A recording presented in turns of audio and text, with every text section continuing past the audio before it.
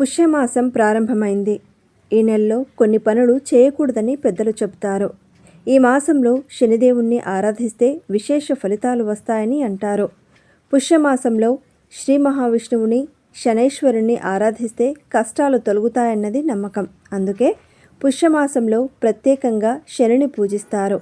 శ్రావణ మాసం మహాలక్ష్మి, కార్తీక మాసం శివుడు, మార్గశిర మాసం విష్ణువు ఎలాగో ఈ పుష్యమాసంలో శనిదేవుణ్ణి పూజించాలని పురాణాలు చెబుతున్నాయి.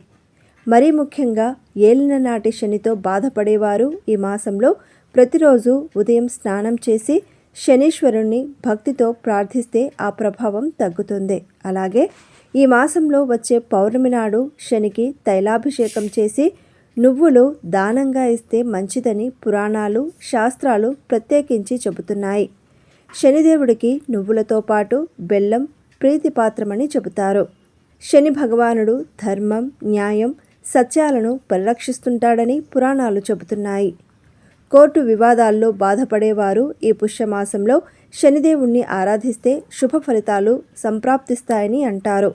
ఈ నెల రోజులు శనిదేవునికి నువ్వులు, బెల్లం నైవేద్యంగా సమర్పించి వాటిని స్వీకరిస్తే మంచి ఫలితం ఉంటుంది.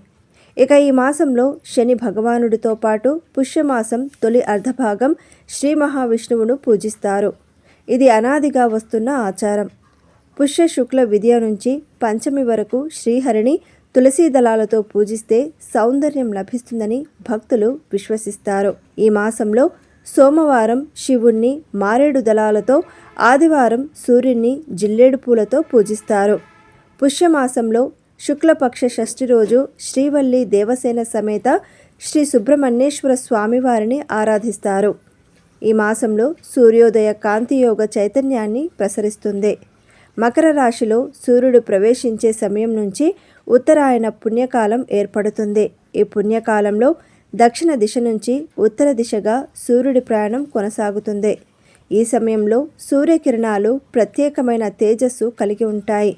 ఈ సూర్యకాంతి వల్ల ప్రజలకు అనేక ఆరోగ్య ప్రయోజనాలు కలుగుతాయి.